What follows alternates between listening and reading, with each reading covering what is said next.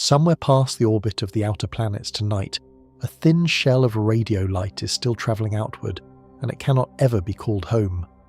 It left a hilltop in Puerto Rico more than 50 years ago, 3 minutes of a single pure tone aimed at a distant crowd of stars, and for those 3 minutes our small planet shone brighter than the sun. Inside that signal is a picture, not a wave, not a simple hello, but a careful portrait of what we are made of, how many of us there are, and which planet out of all the worlds around our star we happen to call home. We drew ourselves a map and we mailed it to strangers we have never seen, and there is no force in the universe that can ever bring it back. So here is the question worth sitting with tonight. If you knew you could never take it back, would you have told the dark exactly where to find you? Get comfortable and settle in. Subscribe if you have not already, and stay with us, because the closer we look at that 3-minute message, the stranger, and the more unsettling its story becomes. Let's get into it.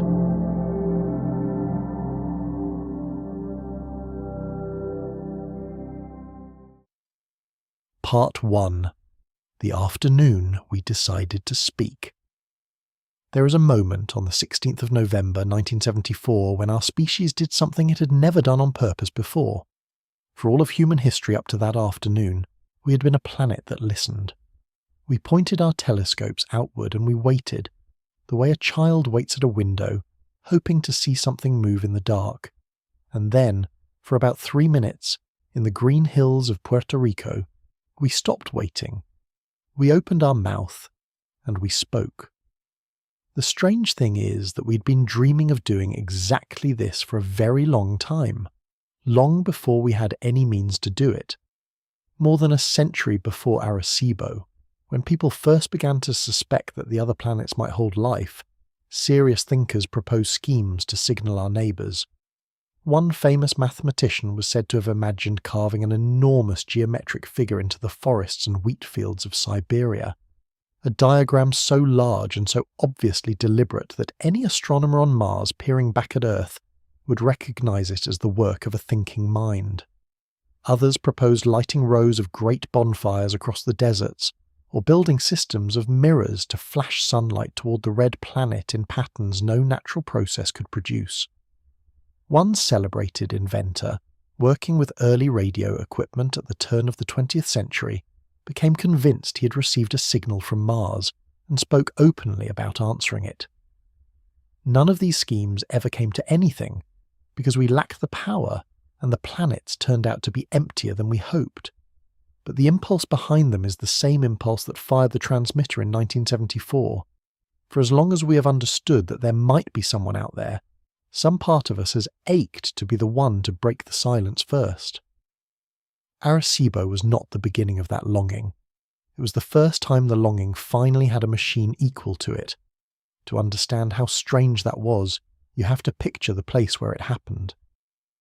The Arecibo Observatory was built into a natural sinkhole, a bowl pressed into the limestone hills near the northern coast of Puerto Rico, the kind of collapsed hollow that water carves out of soft rock over hundreds of thousands of years. Engineers had looked at that bowl and seen something the rock had accidentally prepared for them, a ready-made cradle the right shape to hold a dish, and the dish they hung inside it was enormous. The reflecting surface measured 305 metres across, roughly 1,000 feet, wide enough that you could have laid the whole structure over a small town and covered it. For decades it would remain the largest single radio telescope on Earth. By the autumn of 1974, that surface had just been rebuilt. The old reflecting panels had been replaced with thousands of precisely shaped metal sheets, turning a good telescope into a far sharper one, an instrument that could now both hear faint whispers from across the galaxy and, if anyone chose, shout back. To celebrate the upgrade, the observatory held a ceremony. There were speeches and dignitaries and the ordinary human awkwardness of a ribbon cutting on a very large machine. And as the centrepiece of that ceremony, the people who ran the telescope decided to use it, just once, in reverse. The man most responsible for what they sent was an astronomer named Frank Drake. More than a decade earlier, Drake had become the first person to seriously aim a radio telescope at nearby stars and listen for a deliberate signal, a project he had quietly named after the magical land in a children's book. He was also the author of a famous line of arithmetic, an equation that tried to estimate how many talking civilizations might be scattered through our galaxy at any one time.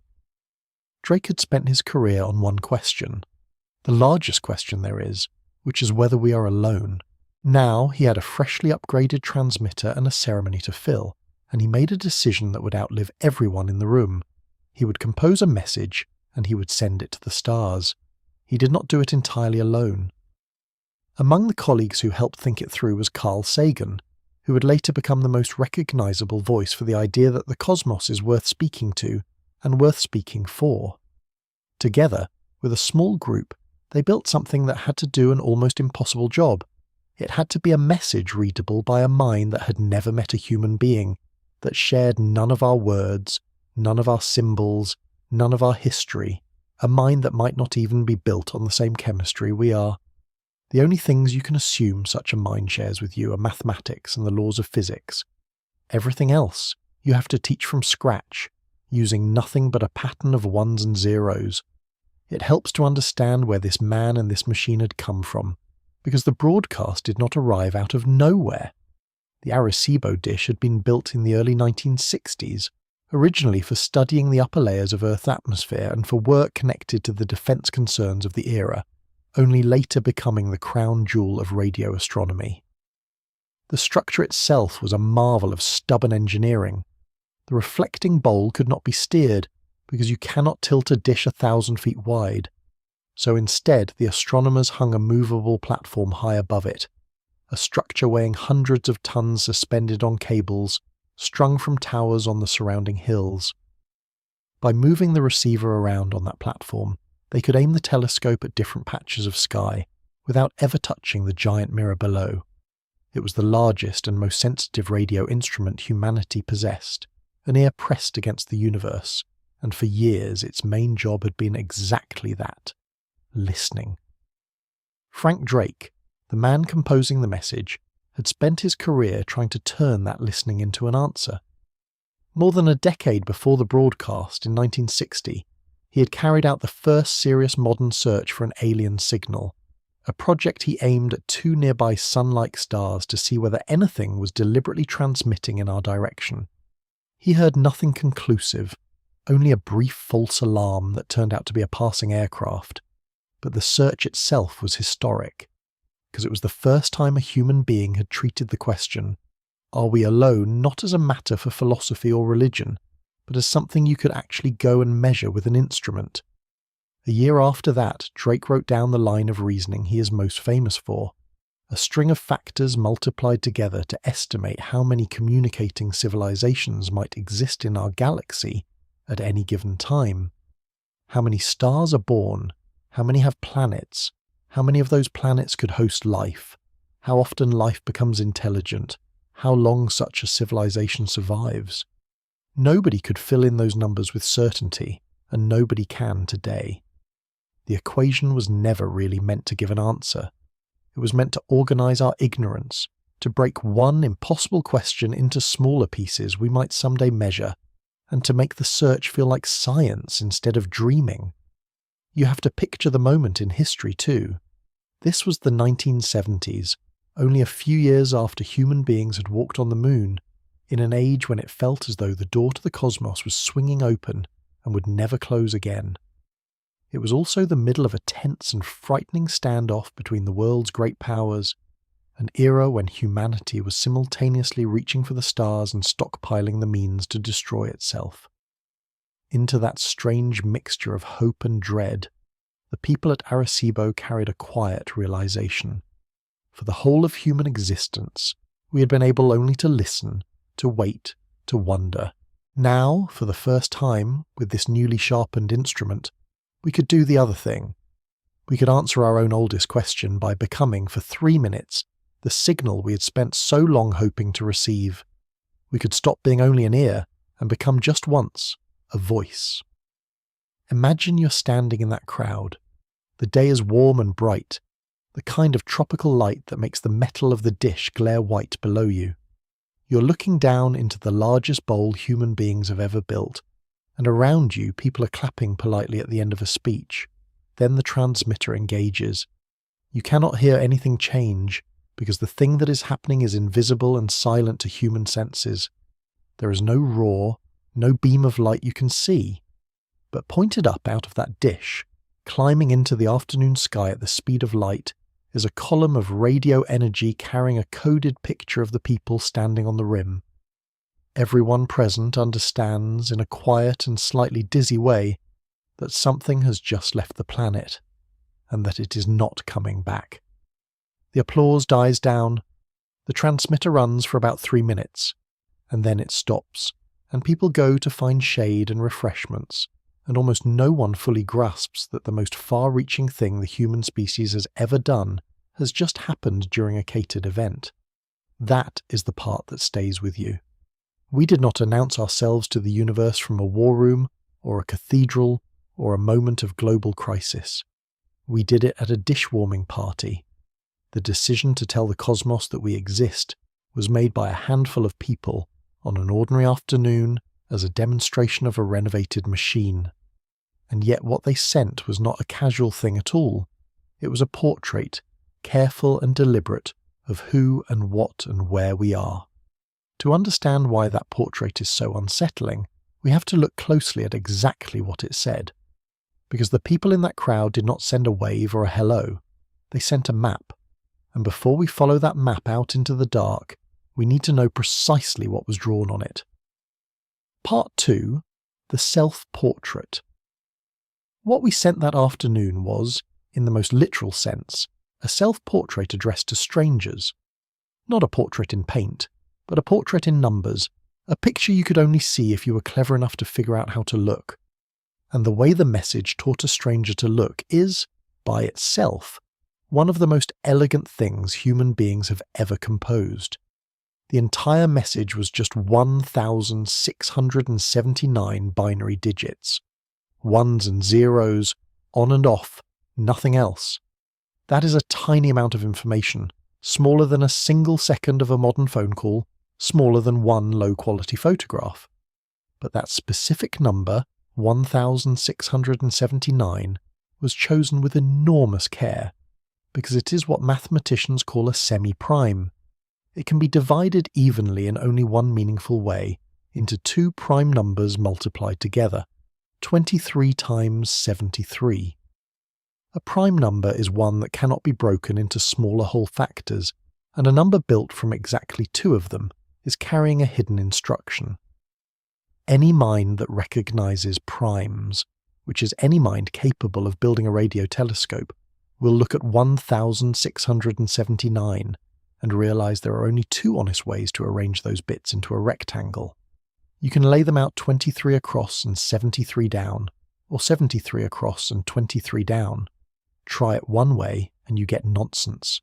Try it the other way, and the ones and zeros suddenly snap into a crude image, like a picture assembling itself out of black and white tiles. That choice was a kind of cosmic politeness. The senders could not include a note that said, "Please arrange this into a grid," because the reader would not be able to read the note. So instead they hid the instruction inside the only language they could be sure was shared, the structure of number itself.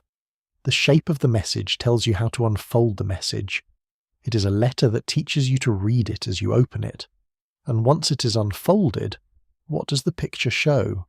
It begins gently, with a lesson in counting. Across the top, the message spells out the numbers 1 through 10 in binary, establishing the basic vocabulary. Here is how we write quantity. Here is our number system. Now we can talk. From there it builds, one careful layer at a time. It lists 5 numbers that turn out to be the atomic numbers of 5 specific elements: hydrogen, carbon, nitrogen, oxygen, and phosphorus. To a chemist anywhere in the universe, those 5 elements are a fingerprint, because they are the atoms that make up the molecule of life as we know it. The message is quietly saying, these are the ingredients we are built from. Then it goes further inward, deeper into the body, though it never once uses a word. It describes the chemical formulas of the sugars and the bases that string together to form our genetic code. It shows the famous twisted ladder shape of the DNA double helix, the spiral that sits inside almost every cell you have. It even encodes a number representing how many rungs are on that ladder, a count of the building blocks in a strand of human DNA, a figure in the billions. We did not send a friendly cartoon of a person. We sent the molecular blueprint, the recipe, the source code. Only after all of that does a human being finally appear, and even then it is the smallest, simplest figure, a little stick person standing in the middle of the grid. Beside the figure, the message encodes two more facts.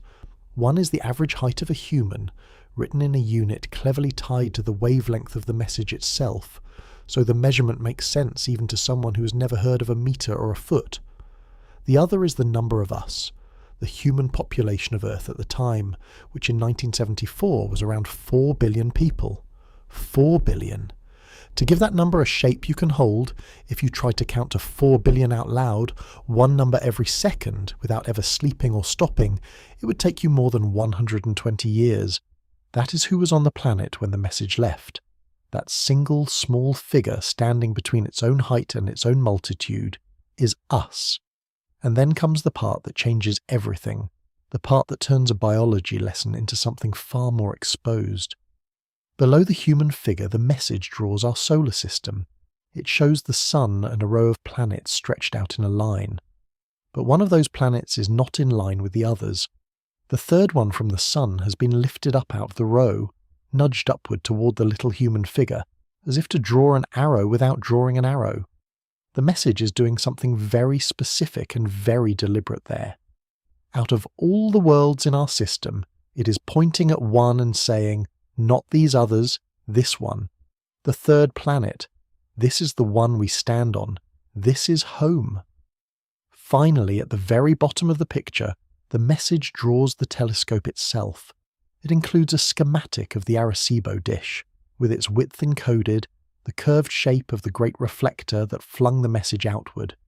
It is in effect a signature and a return address rolled into one.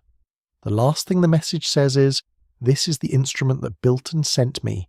This is the size of the eye and the mouth that did this. We signed our work. There is a strange and humbling footnote to all this cleverness, and it is worth pausing on because it cuts against the easy confidence of the whole project. When the message was first composed, the designers showed it privately to some of their own colleagues, brilliant scientists, and asked them to try to decode it cold with no hints. And those colleagues, human beings who shared our entire culture and language and biology, largely failed. They could not fully read it. They got pieces, but the complete picture eluded them. Now think about what that means. If our own kind, knowing exactly what kind of mind made it, struggled to unfold the message, what chance does a being with no shared history, no shared senses, perhaps no shared chemistry, really have?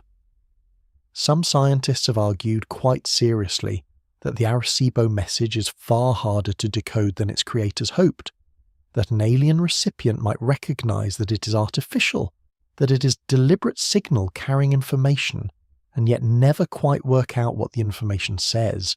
The picture of the stick figure only looks like a person if your eyes and your brain process two-dimensional images the way ours do. The double helix only reads as a structure if you already think in terms of molecules drawn as diagrams. So much of what feels obvious to us is obvious only because we are human, and yet in a way, that uncertainty makes the gesture even more revealing of who we are. We did not really send the message because we had carefully calculated that it would be understood. We sent it because we wanted to, because the act of composing a portrait of ourselves and casting it outward felt like the right thing to do, almost a need rather than a plan. The whole design rests on a single hopeful assumption, that mathematics is a universal language, that any mind capable of building a radio telescope must understand prime numbers and counting and the basic structure of matter, and that on the foundation of that shared mathematics we could build a bridge to a stranger.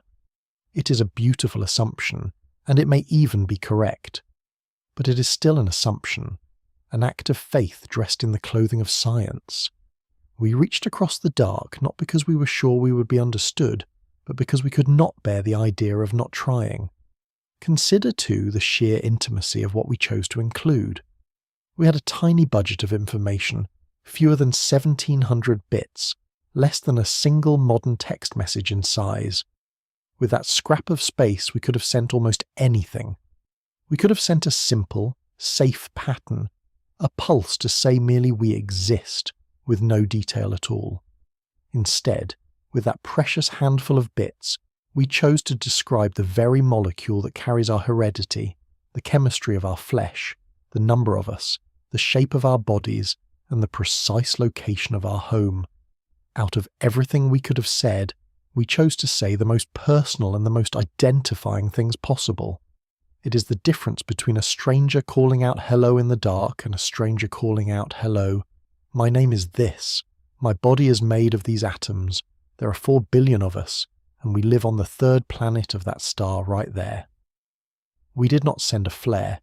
We sent an introduction, a confession, and a map all at once. And we did it with the eagerness of someone who has been alone for a very long time and finally has the chance to be known. Look closely, too, at the order in which the message reveals itself, because the sequence is its own quiet confession. It begins with the most universal thing imaginable, pure counting, numbers that any thinking being anywhere would recognize. From there it moves to chemistry, to the specific atoms of life, slightly less universal, a little more about us. Then it narrows further, to the particular molecule that carries our heredity, then to the shape and size and number of our bodies, each step more specific and more personal than the last. And only at the very end, after it has walked the reader inward from the abstract laws of mathematics all the way down to the living detail of who we are, does it finally point and say, and here is where to find all of this. The whole message is built like a funnel, beginning with what is true everywhere and ending with what is true only of us, in only one place. It is the structure of someone who starts a conversation with safe, shared ground and grows steadily more trusting, more open, more revealing, until at last they tell you the one thing they could never take back, which is exactly where they live. There is something almost touchingly naive in that arc. A more guarded species might have stopped at the chemistry, might have said only we exist and we understand the universe, and left it there. We did not stop. We followed our own openness all the way to its most exposed conclusion, and we drew the map. So lay it all out and look at what we actually mailed into the night. We sent the elements we are made of. We sent the structure of our genetic code. We sent the size and number of our bodies. And then we sent a diagram of our solar system with a careful little flag planted on the 3rd planet, and a picture of the machine that did the sending. This was not a wave from a passing train. This was a dossier. If you wanted to design a message that would tell an unknown reader exactly what we are and exactly where to find us, you would have a hard time improving on what a few people composed for a ceremony in 1974. Which raises the obvious and slightly chilling question. A message like that is only meaningful if it can actually travel somewhere. So where exactly did we aim this portrait of ourselves, and how far and how loudly did we say it? That is where the scale of what we did stops being clever and starts being something else. Part 3. How loud, how far? We aimed it at a city of stars. The target Frank Drake chose was a cluster called Messier 13, sometimes just called M13, a dense ball of stars in the constellation Hercules, and the word dense is doing a lot of work there. M13 is what astronomers call a globular cluster, a roughly spherical swarm of hundreds of thousands of stars all bound together by their own gravity, packed into a region only a few dozen light-years across. To put that crowding in human terms, in the neighbourhood around our Sun, the nearest other star is more than 4 light-years away, an emptiness so large that if the Sun were a grain of sand, its nearest neighbour would be another grain of sand miles down the road. In the core of M13, the stars are packed so tightly that the night sky on a planet inside it if such planets exist, would blaze with thousands of stars bright enough to read by, a sky that never truly goes dark. Drake pointed the message at that glittering swarm because it offered a lot of targets in one direction. Several 100,000 suns, all in the same small patch of sky. If you only get to aim once, you aim where the stars are thickest, and that swarm is far. M13 sits about 25,000 light-years away from us. A light-year is the distance light travels in a year, and light is the fastest thing there is, moving at about 300,000 kilometers every second. So 25,000 light-years is the distance light covers in 25,000 years of unbroken travel. To give that number a human scale, 25,000 years ago, there were no cities, no farms, no writing. Our ancestors were hunting mammoths at the height of the last ice age. A message leaving Earth today, travelling at the absolute speed limit of the universe, would not arrive at M13 until a future as far ahead of us as the ice age is behind us. That is the gulf the little self-portrait was thrown across. Now, here is where the story stops being quiet. To shout across that distance, the transmitter had to be almost unimaginably powerful, and the way it achieved that power is worth understanding, because it is what makes 1974 genuinely loud rather than symbolically loud. The message was broadcast at a frequency of about 2,380 megahertz, which is to say a very specific, very pure radio tone. The actual electrical power feeding the transmitter was around 450 kilowatts, roughly the output of a few hundred home microwave ovens running at once. That alone would be nothing across interstellar distances. But the great dish took that power and focused it, the way a magnifying glass takes ordinary sunlight and concentrates it into a single burning point. When you channel 450 kilowatts through a reflector 1,000 feet wide, all aimed in one narrow direction, the effective power in that direction becomes staggering. In the line of the beam, the signal blazed with an effective power on the order of 20 trillion watts. 20 trillion watts is a number that means nothing until you compare it to something, so let me give you the comparison that matters. For those 3 minutes, in that one narrow direction and at that one pure frequency, the Earth was brighter than the Sun. Our own star is a furnace of nuclear fire 100 times wider than our planet, but the Sun is a messy broadband shouter, spilling its energy across every frequency at once. The Arecibo message poured all of its strength into a single tone. So to anyone out in that direction tuned to that exact frequency, the third planet of an ordinary yellow star suddenly outshone the star itself. For 180 seconds, the loudest thing in our entire solar system, at that note, was us. It was the brightest note in the sky, and we were the ones playing it. The choice of that particular note, that particular frequency, was not random either, and the reasoning behind it tells you how carefully the senders thought about being heard. There is a band of the radio spectrum that astronomers sometimes call the quiet region, a stretch of frequencies where the natural universe happens to be relatively hushed, where the background noise from stars and gas clouds drops to a low murmur. It sits near the frequency given off by hydrogen, the most common substance in the universe, a landmark that any radio astronomer anywhere would know and watch. The idea is that if two civilizations who had never met were each trying to guess where the other might listen, this quiet band near the hydrogen frequency would be a natural meeting place, a kind of cosmic common ground, the obvious channel on which to expect a call. By transmitting near that band, the Arecibo message was not just shouting loudly. It was shouting loudly in the one place where a thoughtful listener might already be paying attention. The senders were trying, in effect, to knock on the specific door they guessed a stranger would be standing nearest. It is also worth understanding just how ancient and how crowded the target really is, because Messier 13 is not an ordinary patch of sky. Globular clusters like it are among the oldest things in our entire galaxy. Swarms of stars that formed in the early ages of the universe, many of them more than 10 billion years old, nearly as old as time itself. The stars inside them are elderly suns, and because they were born so long ago before generations of earlier stars had a chance to forge and scatter the heavier elements, they tend to be poor in the very atoms that planets and life are made from.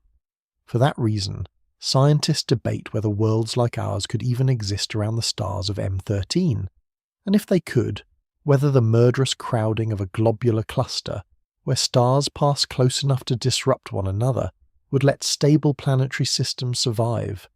So in choosing that target, Drake had picked a place that was magnificent and convenient and densely packed with suns, but also, possibly, one of the less likely places in the galaxy for anyone to actually be home. The aim was less about a careful estimate of where life lives, and more about pointing at the most impressive crowd of stars available on the day of the ceremony.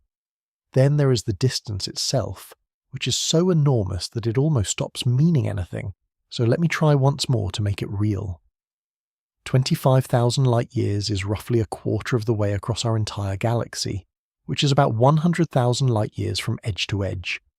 To shrink it down, if you imagine the whole Milky Way reduced to the size of a large city, the distance to M13 would still stretch across several neighbourhoods, and our entire solar system would be smaller than a single grain of dust on one sidewalk. And the light leaving Arecibo that day will spend 250 centuries crossing that gap. Whole species will rise and vanish on Earth in that time. Languages not yet invented will be spoken and forgotten. Ice ages will come and go.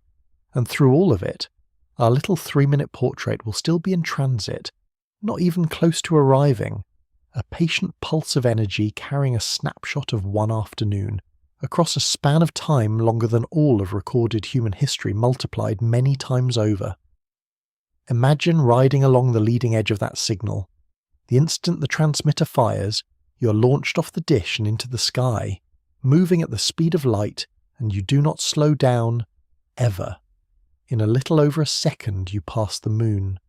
In about 8 minutes you cross the orbit where the sun's own light is still travelling, and you keep going, out past the cold outer planets, past the last icy debris at the edge of the solar system. A few years out you overtake the distance to the nearest star and you pass it, a quiet sun with its own worlds, and you do not stop to knock. Decade after decade you press outward, crossing the gaps between stars, a thin shell of human intention widening as it goes. You never tire, you never weaken to nothing. Not for an enormously long time. You're a fact now, loose in the galaxy, and the planet that made you is already a lifetime behind. That is what we set in motion in 3 minutes. Not a letter that might be opened, but a thing that is still, at this very moment, travelling.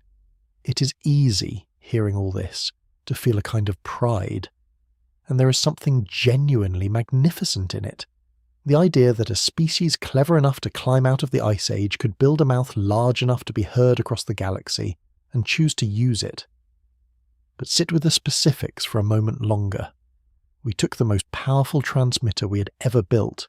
We focused it until our small planet briefly outshone our own sun, and we pointed it at a crowd of several 100,000 stars while announcing our chemistry and our address.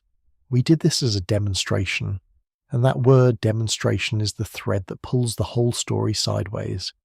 Because if you look carefully at what that broadcast could actually accomplish, you find a strange and almost comic twist, one that the people who tell this story at parties usually leave out. We aimed at M13, but M13 will not be there when the message arrives. Part 4. The Catch.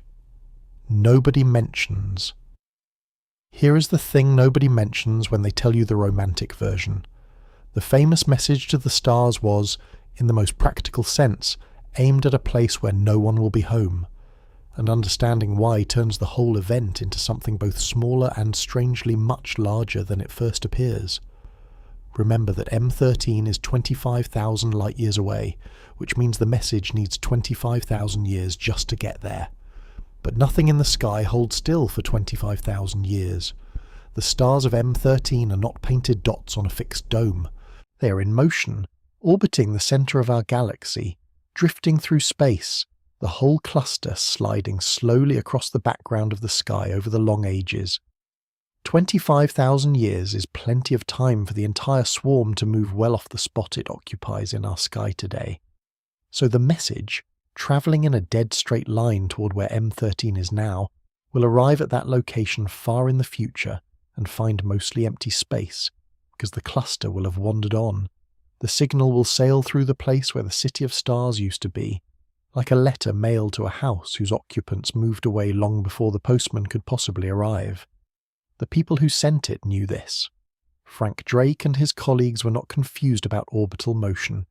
They understood perfectly well that the broadcast was extremely unlikely to ever wash over the cluster it was nominally aimed at. Which tells you something important about what 1974 actually was. It was not a serious, calculated attempt at first contact. It was a demonstration, a flexing of a newly upgraded instrument, a way of saying, look what this machine can now do. Look how far we can now reach. The target was chosen partly because it was a big, photogenic crowd of stars conveniently placed in the sky on the day of the ceremony, not because anyone seriously expected a reply from Hercules in 25,000 years. In the literal terms of its stated mission, the most famous interstellar message in human history was designed to miss. And if the story ended there, it would almost be a relief. You could file the whole thing away as a charming piece of theatre, a clever stunt, a postcard mailed to nobody in particular, harmless precisely because it was aimed at an empty future address. A lot of people, when they first learn this twist, feel exactly that relief. Oh, they think. So it was just symbolic, so it does not really count. The barn door was never really open.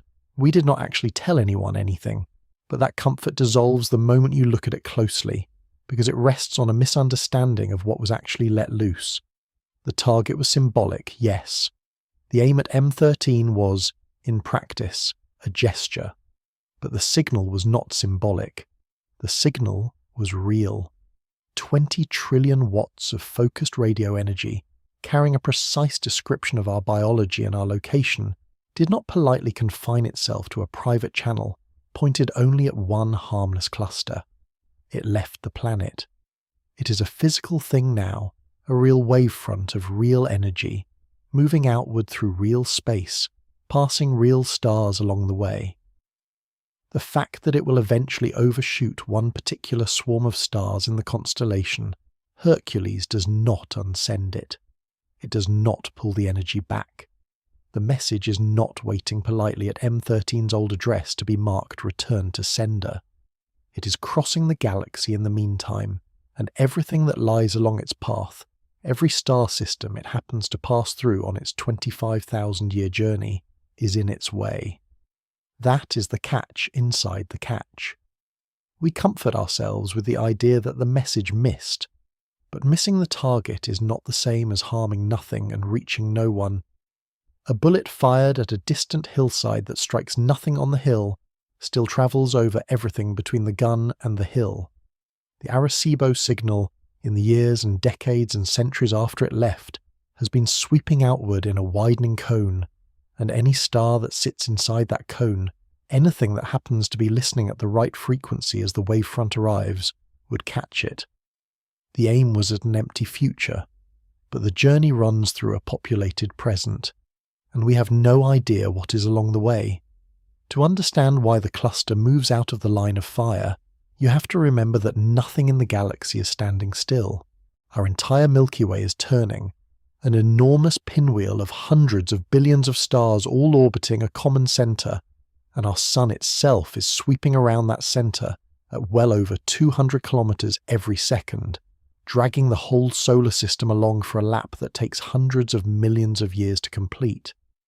The stars of M13 are on their own orbits, moving their own way through the same turning galaxy. Over a span of 25,000 years, all of that motion adds up. The cluster does not sit politely waiting at the coordinates we noted in 1974. It slides slowly and certainly off to one side, so that a beam fired in a straight line at its old position arrives to find that the city of stars has quietly walked away.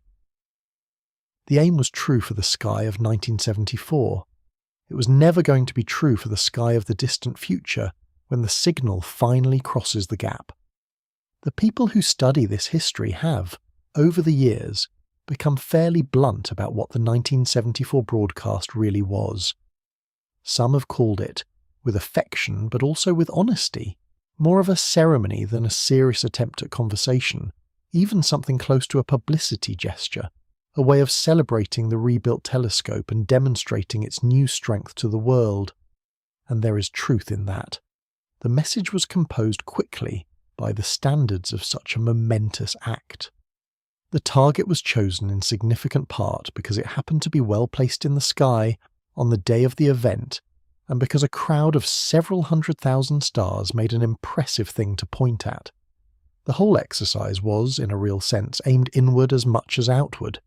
It was meant to show humanity what humanity could now do, to plant a flag in our own imagination, to mark the moment our species crossed from being a listener to being, in principle, a speaker. The cluster in Hercules was almost a backdrop. We were the real audience. But here is why none of that softens the consequence, and why the demonstration framing, comforting as it sounds, does not actually let us off the hook. A demonstration still fires a real signal. A gesture aimed at our own imagination still pours 20 trillion watts of focused, coherent radio energy off the planet and into the surrounding stars. The intention behind the act does not govern the physics of the act. Whether Drake meant it as a sincere knock on a distant door or as a flourish for a ribbon cutting, the wave that left the dish does not know the difference and does not care. It travels the same distance, sweeps the same cone of stars, carries the same description of us either way. We tend to judge our actions by their intentions, but the universe judges them only by their effects, and the effect of a demonstration and the effect of a serious message, in this one case, are exactly identical. The signal we sent to show off is physically indistinguishable from the signal we would have sent if we had meant it with our whole hearts. So the twist is not really that the message will miss. The twist is that whether it hits M13 was never the point and never the danger. The danger, if there is one, was always in the leaving.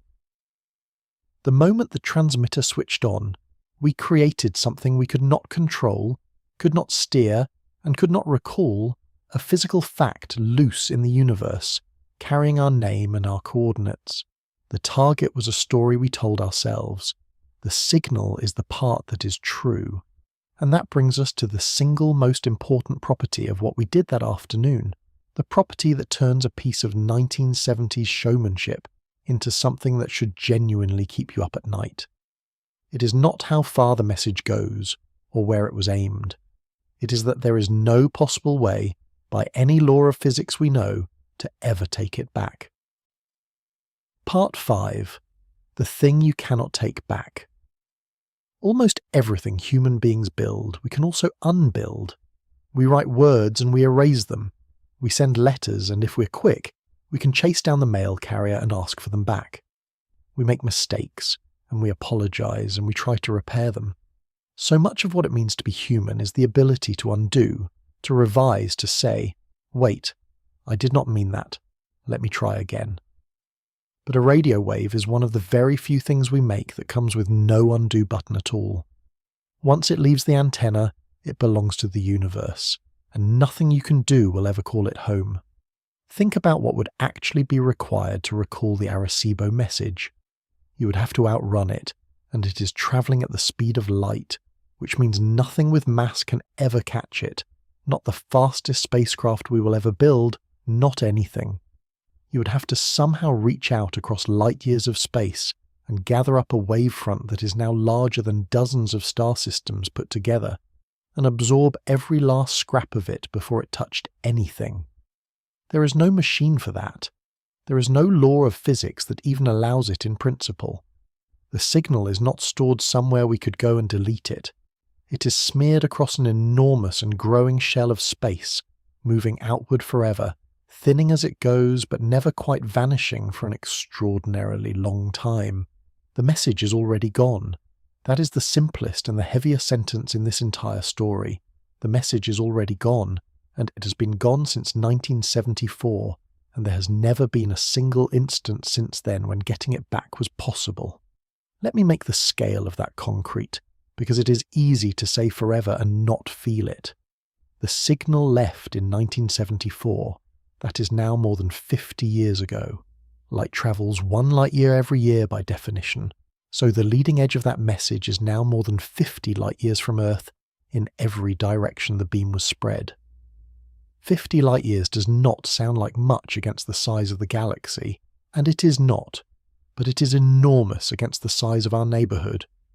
Within 50 light years of the Sun there are something like a couple of thousand stars. The wavefront of our self-portrait has, by now, already swept past a large number of them. Not in the future, not someday, already. And it does not stop. Next year the shell is 51 light years wide. A century from now it will have passed stars we have not even named yet. The message expands at the speed of light for as long as the universe lets it, and we are powerless over every meter of that expansion. Now hold those two facts side by side, because together they are the engine of everything unsettling about this topic. Fact 1. The message we sent was not a vague hello, but a precise description of our biology and a pointer to our exact planet. Fact 2. That message can never, under any circumstances, be recalled. We did not whisper something forgettable into the dark. We drew a self-portrait addressed to strangers, complete with our return address, and then we made it physically impossible to ever take it back. Most of the choices a person makes in life can be revisited. This one cannot. It was made on our behalf, by people who are now mostly gone, on an afternoon most of us never heard about, and it binds every human being who has lived since, and every human being who ever will. We have an old saying about this kind of permanence. We say you cannot unring a bell, and it is a good saying, but a radio wave is far more unforgiving than a bell, and the comparison actually undersells how complete the irreversibility is. When you ring a bell, the sound spreads through the air around you, but it fades within seconds and travels only a short distance, and a moment later the room is quiet again, and the world has forgotten. A radio wave does none of that. It is made of the same stuff as light, an electromagnetic ripple moving at the ultimate speed of the universe, and unlike sound, it needs no air to carry it. It crosses the perfect emptiness of space without slowing and without stopping. It does not fade away in seconds. It thins with distance, yes, but it persists for an astonishingly long time, racing outward across light years while the bell's chime would have died before it cleared the room. To recall a radio wave, you would have to outrun light itself and gather up a sphere of energy larger than whole star systems, which is to say, you would have to do something the laws of physics flatly forbid. The bell can at least be melted down. The wave can never even be approached. There is a haunting illustration of this permanence built into the story itself, and it has only become true in recent years. The great Arecibo dish, the instrument that sent the message, is gone now. After decades of service, the cables holding up that suspended platform began to fail, and in the closing weeks of 2020, the whole massive structure tore loose and came crashing down into the bowl below, destroying the telescope. The largest single radio dish humanity had operated for most of a century, the eye and the mouth that flung our self-portrait into the galaxy, collapsed into a heap of broken cable and shattered panel, and it has not been rebuilt. Sit with the strange poetry of that. The machine that sent the message has been reduced to wreckage. The people who designed the message are nearly all gone. The world of 1974, with its 4 billion people and its particular fears and hopes, has slipped almost entirely into history. And yet the message those vanished people sent, with that now ruined machine, is more permanent than any of them. It outlived its own transmitter. It will outlive the observatory, the designers, the nation, the species. Everything that made it is crumbling or already dust, and the signal sails on, indifferent, untouched, carrying a portrait of a civilization to a future in which nothing that produced it still exists. We tend to think of our buildings and our machines as the lasting things, and our broadcasts as fleeting. Here it is exactly reversed. The dish fell. The whisper endures. There is a particular kind of moral vertigo that comes with this, and it is worth naming because it is rare. Almost every serious decision a person makes, they make for themselves, and they live with the result themselves. Even the large decisions of nations are usually, at least in principle, things a later generation can revisit, repeal, apologize for, undo. But the people standing on the rim of that dish made a choice that no future generation can ever revise. Their grandchildren cannot recall the signal. Their distant descendants 10,000 years from now cannot recall the signal. No future government, no wiser civilization we might someday become, no technology we might someday invent will ever be able to reach out and take back what left the planet that afternoon. It is one of the only choices a human being can make that is truly, permanently binding on everyone who comes after, with no possibility of appeal. We're used to inheriting our ancestors' mistakes and slowly correcting them. This is an inheritance that can never be corrected, only lived with. And the strangest part is how few of the people now bound by that decision have ever even heard of it. Most of the 8 billion people alive today do not know that on one afternoon in 1974, a description of human biology and the coordinates of our planet were flung permanently into the galaxy. They were not asked. They were not warned. They simply inherited the consequence, the way you inherit the colour of the sky, as a fact of the world that was already true when they arrived.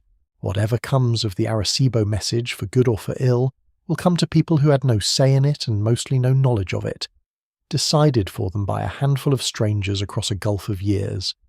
That is the shape of this thing. A tiny number of people, in a tiny window of time, made a forever choice on behalf of an entire species across all of its future, and the signal does not care that the rest of us never voted, and here is the part that should make you sit up. 1974 was not a one-time slip. It was not a single reckless afternoon that we learned from and never repeated. If Arecibo had been the only time we ever did this, you could call it a youthful mistake, a thing humanity did once before it understood the implications, and then quietly stopped doing. But that is not what happened. Arecibo was the first deliberate message of its kind, the loudest and the most famous, but it was the opening word of a sentence we have kept right on speaking. In the years that followed, we did it again and again, sometimes for science, sometimes for publicity, sometimes almost as a joke.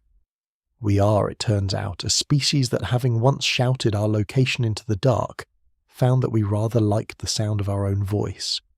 But before we follow that thread, we have to deal with a comforting idea that a lot of people reach for at exactly this point. Because there is a popular belief, one you've almost certainly heard, that says all of this hand-wringing about the Arecibo message is beside the point. The belief goes like this: we have been leaking our presence into space for 100 years anyway, through our ordinary radio and television broadcasts, so a single deliberate message changes nothing. The barn door, people say, has been wide open since the 1920s. Our old broadcasts are already washing over the stars. If anyone is out there, they have been watching our television for generations, and one extra postcard from Puerto Rico makes no difference at all. It is a comforting thought, in a strange way, because it makes the Arecibo decision feel small and inevitable rather than reckless and singular. The trouble is that this comforting thought is, for the most part, simply wrong. And understanding why it is wrong is where this story turns from a piece of history into something that is happening right now. Part 6. The Myth of the Leaking Bubble. Picture the image we have all been handed because it is a lovely one. Somewhere out among the stars, the idea goes, an alien astronomer leans toward a screen and watches a flickering black and white broadcast from the 1950s, our oldest television signals having rippled outward across the light years to reach them. There is even a romantic name people sometimes give it, the expanding bubble of human noise, a sphere of our sitcoms and news broadcasts and radio dramas spreading out from Earth at the speed of light, 100 light-years wide now, carrying the sound of the 20th century to anyone patient enough to listen. It is a beautiful picture. It is also, in almost every important way, a myth. The reason comes down to a piece of physics that governs everything about how signals travel, and it is worth understanding because it quietly undoes the whole comforting story. When you broadcast a signal in all directions, the energy spreads out over a larger and larger sphere as it travels, and the surface of a sphere grows with the square of its radius, which means that if you double the distance, the signal is spread over 4 times the area, so it becomes 4 times fainter. Triple the distance and it is 9 times fainter. This is called the inverse square law, and it is merciless. It means that ordinary broadcast signals, the kind never designed to go anywhere in particular, weaken with astonishing speed as they move out into space. A television transmitter is built to cover a city, maybe a region. It pours its energy out in many directions at once, never focused, never aimed. By the time that energy has spread out even a single light year, it has thinned to a whisper. By a few light years, it has sunk down into the background hiss of the universe, the natural radio noise that every star and every cloud of gas is producing all the time. Our old broadcasts did not march proudly across the galaxy. They dissolved into static almost as soon as they left the neighborhood. There is a second problem, on top of the fading. Our incidental broadcasts are messy. A television signal is a sprawling, complicated thing, spread across a range of frequencies, full of the structure of the program it carries. That is exactly the kind of signal that smears most easily into noise over distance, because its energy is divided among many frequencies rather than concentrated into one pure tone. To pull such a thing back out of the static across light years, an alien listener would need a receiving dish of frankly absurd size, far larger than anything we could imagine building, and they would need to already be pointed straight at us, at the right moment, tuned to the right band, knowing to look. The honest scientific assessment is that our routine radio and television leakage is, for all practical purposes, undetectable beyond a very short distance from the sun. Nobody is watching our old broadcasts. The bubble of human noise is real in the sense that the signals did leave, but it is a bubble of whispers that fade to nothing almost immediately, not a broadcast booming across the galaxy. And for a moment, that should feel like good news. If our accidental leakage is so faint as to be effectively invisible, then maybe we're not nearly as exposed as the scary version suggests. Maybe the universe cannot actually hear our daily chatter at all. Maybe we have been quietly, harmlessly murmuring to ourselves this whole time, and the galaxy has no idea we're here. There is a real exhale in that thought. The inverse square law, the same merciless rule that dooms our television to static, also wraps our ordinary life in a kind of natural privacy. The cost of the universe being enormous is that it is very hard to be heard across it by accident. The most famous version of the myth attaches itself to our oldest television broadcasts, the idea that the very first powerful signals from the early days of television have been expanding outward ever since, so that a sphere of 1950s programming is now washing over stars dozens of light years away. Scientists who have actually run the numbers on this have come back with a deflating verdict. By the time those early broadcasts had travelled even a couple of light years, they had already sunk beneath the natural radio noise of the galaxy, the steady crackle and hiss given off by stars, by clouds of gas, by the turbulent centre of the Milky Way itself. To dig a faded television signal back out of that noise across many light years, an alien would need a receiving instrument so enormous it strains belief, something far beyond anything we could picture building, and even then they would have to be staring straight at us, on the right frequency, at the right instant, already knowing to look. The honest conclusion is that nobody is watching our old broadcasts, because our old broadcasts effectively ceased to exist as readable signals almost as soon as they left the neighbourhood. The romantic sphere of human television is, in practice, a sphere of static.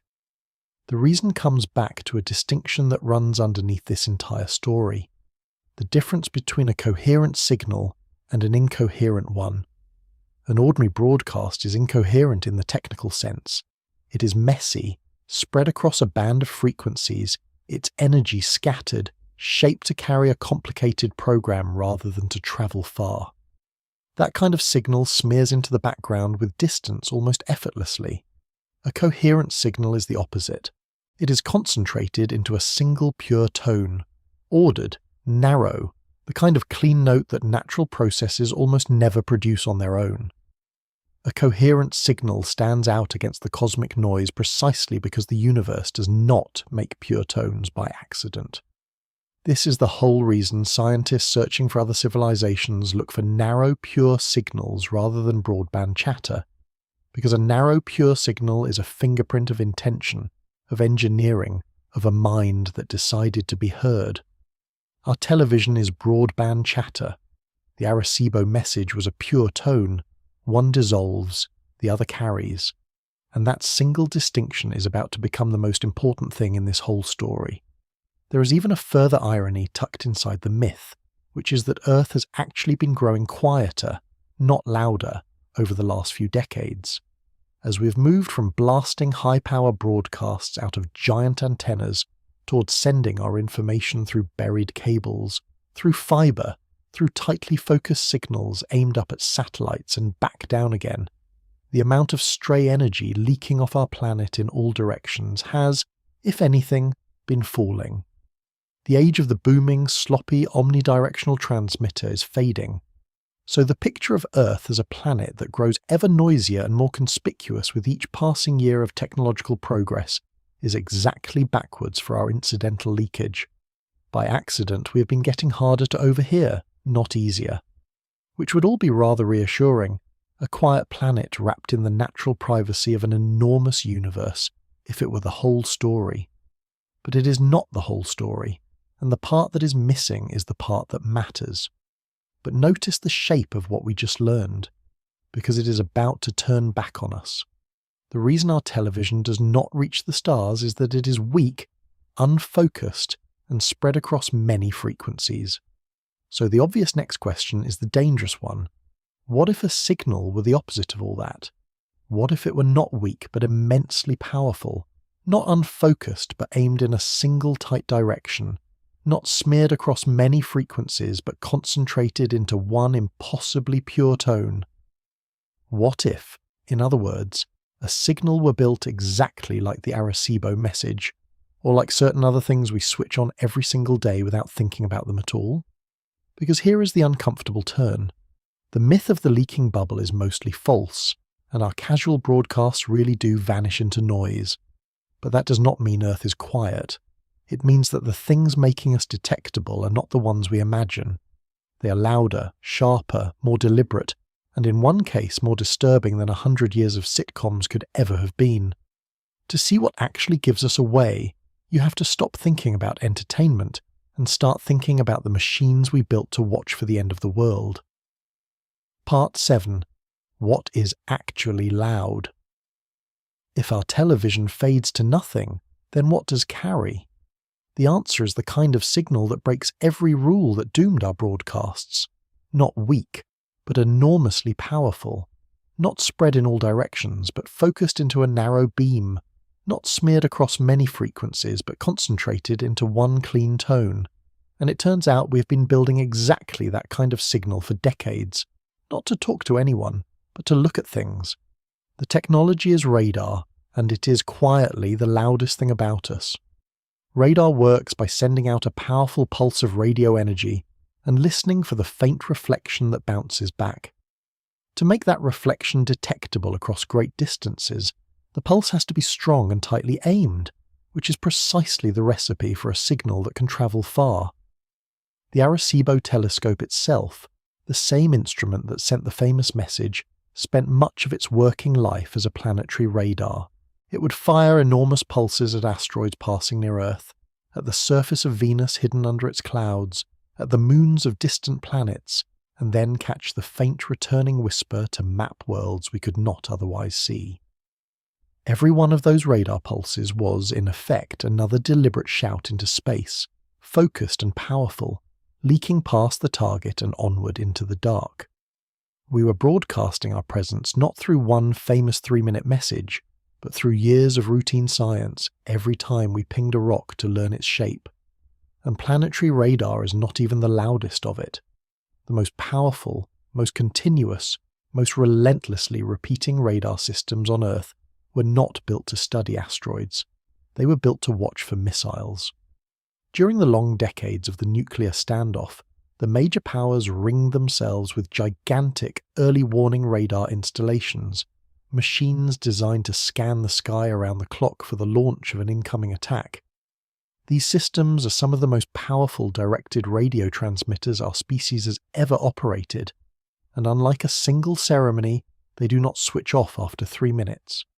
They sweep the sky again and again, day after day, year after year, decade after decade, pouring focused beams of radio energy out over the horizon, beams that do not stop at the horizon but continue onward, climbing off the curve of the Earth and out into space. For an alien astronomer scanning our sun, those military radars, narrow and powerful and endlessly repeating, are exactly the kind of signal that nature does not produce. A repeating, artificial, tightly focused pulse is one of the clearest possible fingerprints of technology. If we wanted to design a beacon to announce that a tool-using civilization lives here, we could hardly do better than the radar fences we built out of fear. Think for a moment about what makes these signals so much more dangerous in the techno-signature sense than anything Drake sent on purpose. The Arecibo message was loud, but it lasted 3 minutes and happened exactly once. A military early warning radar is loud and it never stops. It sweeps the same arcs of sky over and over, on a schedule year upon year, decade upon decade. To an astronomer on a distant world patiently watching our sun, a single 3-minute spike could be almost anything. A flicker, a fluke, a piece of noise easy to dismiss. But a signal that is narrow, powerful, artificial in shape, and that returns again and again in a regular pattern, is the single hardest thing to explain away as nature. Repetition is what separates a curiosity from a conclusion. One pure pulse might be an accident of physics. A pure pulse that comes back on a clock is a declaration that someone is home and that someone built a machine. We did not send that declaration deliberately. We have been broadcasting it continuously, as a side effect, for the better part of a century, every time we swept the sky for threats. Even our gentler radar work has been leaking outward all along. The same Arecibo telescope that sent the famous message spent decades firing tremendous pulses of radio energy at the planets and at the asteroids that drift near Earth, bouncing signals off their surfaces to map worlds that our eyes could never resolve. We used it to peer through the permanent clouds of Venus and chart the rock below. We used it to track the shapes and spins of asteroids passing close to our world, the better to know whether any of them might one day strike us.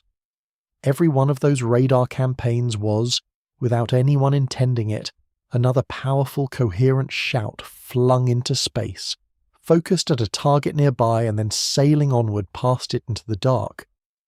We built these systems to protect ourselves, to learn, to watch the sky for danger, and in doing so we turned our planet into a slowly rotating lighthouse, sweeping beams of evidence outward in every direction we ever pointed. The watching itself was the broadcasting. We could not look out without, at the same time, being seen, and the content of that accidental message, if anyone reads it, is grimmer than anything we would have chosen to send. A deliberate message like Arecibo's tried to show our best face, our mathematics, our chemistry, the elegance of our genetic code. The accidental message written by our radar shows something else entirely. It shows a species that has ringed its home with detection systems scanning relentlessly every hour of every day for incoming attack. It shows fear, organized at a planetary scale.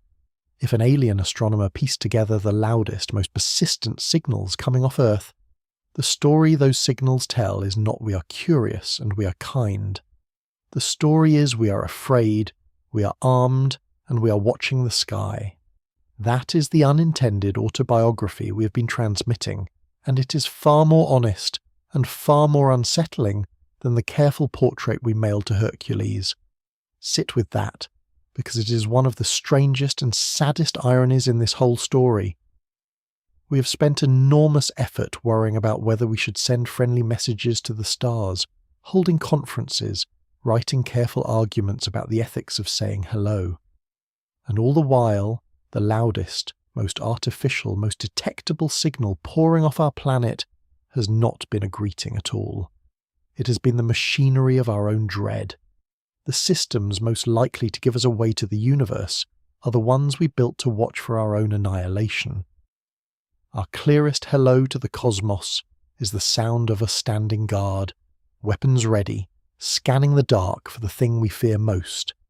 If something out there has noticed us, the first thing it learned about us may not be our music or our mathematics or our self-portrait. It may be that we are a species so afraid of one another that we wrapped our entire planet in a net of radar, watching the sky every second of every day for the missiles we built to destroy ourselves. That is the face we've been unknowingly showing the universe, not a wave, a clenched fist, lit up and visible across the light years. There is something almost unbearably human in that. We built the radar out of love, in a way, love of our own people, the desperate wish to protect them, the need to see the blow coming. And the very tenderness of that fear is what made us loud. The instinct to survive made us conspicuous. The shield became the signal. And once you understand that our most detectable feature is not a chosen message but the constant hum of our own anxiety, the Arecibo broadcast stops looking like an isolated event and starts looking like something more honest, an out-loud version of what we were already doing quietly all along. We were never silent. We were only ever pretending the noise did not count. To see how exposed this really makes us, turn the situation around and imagine we were the ones listening. Suppose that tomorrow our instruments picked up, coming from a star a few dozen light years away, a signal that was narrow, powerful, artificial in shape, and that returned again and again in a steady rhythm. We would not hesitate. We would not file it under maybe. We would understand almost instantly that we had found another technological civilization, because a repeating, coherent, engineered pulse is precisely the fingerprint we have spent decades hoping to detect. It is the holy grail of the entire search, the one kind of signal that nature is not known to forge. That is exactly the logic by which our own radar would betray us to anyone running the same search we run. The very signature we would celebrate finding is the signature we are unknowingly broadcasting. We are, in effect, the loud civilization that the careful ones are listening for, the conspicuous neighbour whose porch light never goes off, and we have been that neighbour for the better part of a century without ever deciding to be. If detecting another world's radar would tell us everything in an instant, then our radar has been telling everything about us, to anyone equipped to listen, the entire time. So the comforting idea that our broadcasts fade harmlessly into static turns out to be only half the truth. Yes, our television dissolves, but our radar carries, and it has been carrying for as long as we have feared each other, and it does not stop. The barn door argument, then, is not entirely wrong after all, only wrong about why. We are detectable, but not because of our sitcoms. We are detectable because of our deliberate signals and our weapons-watching machines, the focused and powerful and repeating kind. Which means the real question was never whether to start being loud. We are already loud. The real question is what we choose to do on purpose, now that we know the universe could be listening.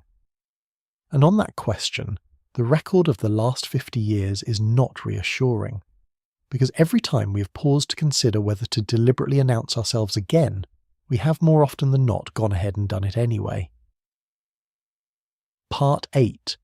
We never stopped talking. After Arecibo, you might expect a long, thoughtful silence. A species that had just flung its biology and address into the galaxy might reasonably take a few centuries to sit quietly and think about what it had done. That is not what we did. Instead, the Arecibo message turned out to be the first word in a conversation we kept right on having, sometimes in the name of science, sometimes in the name of art, and sometimes, almost unbelievably, in the name of advertising. In the years after 1974, a series of deliberate interstellar messages followed, each one another voice added to the chorus. From a great radio dish in Crimea, at a place called Evpatoria, scientists sent a set of transmissions that came to be known as the cosmic call, aimed at a handful of nearby sun-like stars, the kind of stars where a listener might actually exist, rather than a faraway cluster chosen for show. Where Arecibo had been aimed at an empty future address 25,000 light-years away, some of these later messages were pointed at real, individual stars only tens of light-years from us, close enough that a reply could, in principle, come back within a human lifetime or two. We had graduated from a symbolic gesture aimed at no one in particular to deliberate calls placed to specific neighbours. The messages also grew stranger and more casual as the decades went on. There was a transmission assembled from the words and drawings of teenagers, sent toward nearby stars as a kind of letter from the young people of Earth. There was a message put together through a social networking website in 2008, a collection of photographs and text submitted by ordinary members of the public, beamed toward a planetary system around a star called Gliese 581, a red dwarf about 20 light-years away. That message, if nothing intercepts it first, is due to arrive in the late 2020s, which means a crowdsourced bundle of internet posts from 2008 is, right now, most of the way to another star, and the answer, if there ever is one, could conceivably reach us within the lifetimes of people alive today. Around the same time, a space agency took the Beatles song across the universe and, fittingly, beamed it across the universe, aiming it toward the North Star Polaris, more than 400 light-years away. And in one episode that is hard to discuss with a straight face, a snack company broadcast a television advertisement toward a star system as a publicity stunt. We have, in the literal record of our species, deliberately transmitted a chip commercial into the cosmos. It would be easy to laugh at that, and part of us should, because there is something genuinely absurd in it. But underneath the absurdity is a pattern that is not funny at all. Look at the whole sweep of it. We are not a species that announced itself once, in a careful and considered moment, and then fell respectfully silent to await the consequences. We are a species that announced itself, liked the feeling, and kept doing it, more and more casually, until beaming our presence to the stars became something a marketing department could sign off on. The seriousness drained out of the act even as the act itself was repeated. The first message took a renowned astronomer and a careful design and a major scientific occasion. By a few decades later, all it took was a website, a willing radio dish, and a good idea for buzz. And these are only the deliberate radio messages. We have also, almost as an afterthought, sent physical objects out of the solar system carrying our information on board. The two Voyager spacecraft, launched in the 1970s, each carry a golden record, a literal phonograph disc engraved with sounds and images of Earth, greetings in dozens of languages, music, the noise of waves and birds and a human heartbeat, along with a map showing our location relative to a set of cosmic landmarks. Earlier probes carried engraved plaques showing human figures, and again, a map pointing the way back to us. These objects move far too slowly to be a practical means of contact, drifting outward over tens of thousands of years, and they're so small in the enormity of space that the odds of anyone finding them are almost nothing. But the impulse behind them is the same impulse that fired the Arecibo transmitter. Here we are. This is what we look like. This is where we live. We could not seem to stop ourselves from leaving a trail of breadcrumbs, each one stamped with our address.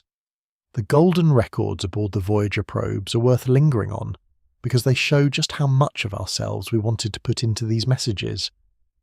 A team led by Carl Sagan spent months deciding what to engrave onto those discs, and the contents read like a love letter from the entire species. There are spoken greetings in dozens of languages, from ancient tongues to modern ones. There is music gathered from cultures all over the world, from classical compositions to folk songs to the blues. There are the sounds of Earth itself, wind and thunder and rain, the calls of birds and whales, the noise of a human kiss, the cry of a newborn baby. There are images showing our bodies, our cities, our science, our daily life.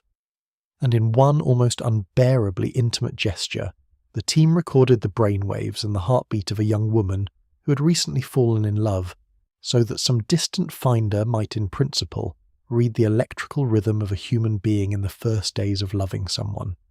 We did not just send our coordinates, we sent our tenderness. But here is the detail that should give you pause, the one that turns the love letter back into a map. Engraved on the cover of each golden record, and on the plaques bolted to the earlier probes, is a diagram that functions as a set of directions to Earth. It uses a handful of rapidly spinning dead stars called pulsars, each of which flashes with its own precise and unmistakable rhythm, like cosmic lighthouses each blinking at a slightly different rate. The diagram marks our position relative to those pulsars, with their flashing rates spelled out in the universal language of physics. To anyone who finds it and understands it, that diagram is a treasure map, and the treasure is us. By identifying which pulsars are shown and triangulating from their known positions and rhythms, a finder could work out with real precision the location of the small whirl that launched the probe. We were so eager to be known that we tucked a map home into the very objects we flung out of the solar system. Even in our most poetic, most loving gestures, we could not resist leaving directions. The same instinct shows up in the radio messages that followed Arecibo. The transmissions sent from the great dish in Crimea did not just blurt out a picture. Some of them began with a kind of primer, a teaching section meant to establish a shared vocabulary of mathematics and science before the real message, a thoughtful attempt to make ourselves understood rather than merely heard. We were learning, message by message, to be better communicators, refining our cosmic introduction, getting more careful about how we explained ourselves to a stranger we had never met. And that, in its way, is the most telling thing of all. We were not treating these broadcasts as one-off stunts to be regretted and abandoned. We were treating them as a craft to be improved, a conversation to be continued, a skill worth getting good at. We kept practicing how to say "here we are," as though we fully intended to keep saying it. And the unsettling part is that the ability to do this is spreading, not concentrating. In 1974, sending an interstellar message required one of the very largest scientific instruments on the planet, run by a major institution, an undertaking only a handful of places on Earth could even attempt. That is no longer true. Powerful transmitters and large dishes now exist in many countries, and increasingly in private hands. As the decades pass, more groups gain the capability to point a strong signal at a nearby star and switch it on, and there is no global authority with the power to stop any of them. We have already seen messages sent by private projects, by companies looking for publicity, by collaborations that gathered contributions from members of the public over the internet.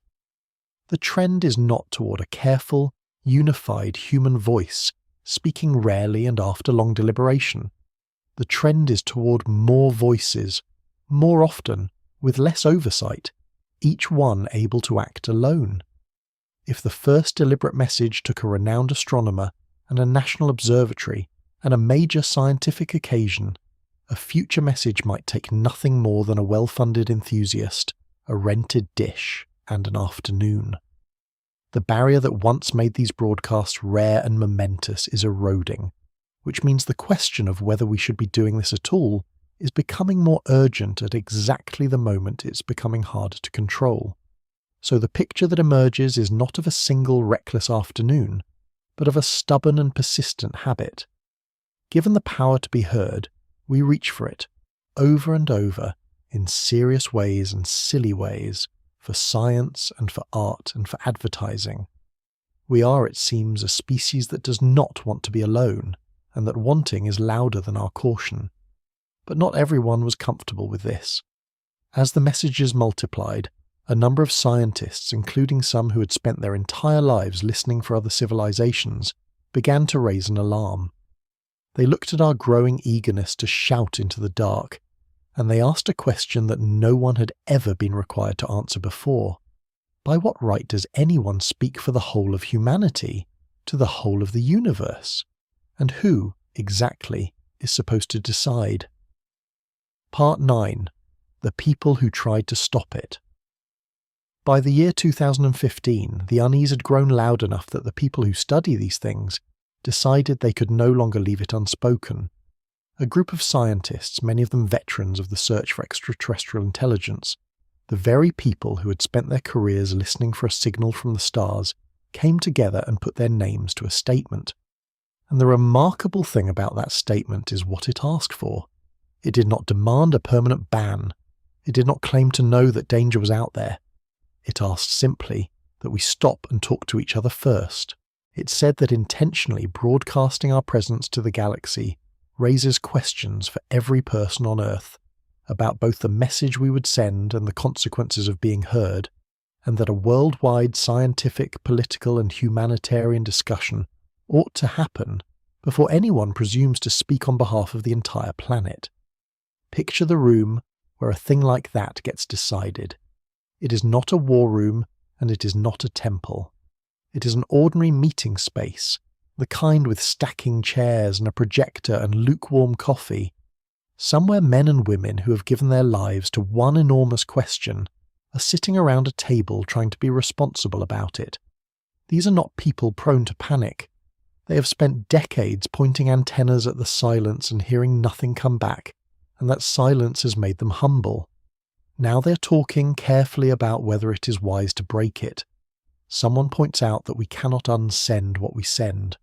Someone else points out that there is no government on Earth, no council, no authority of any kind that actually has the standing to approve a message to the universe on behalf of our species.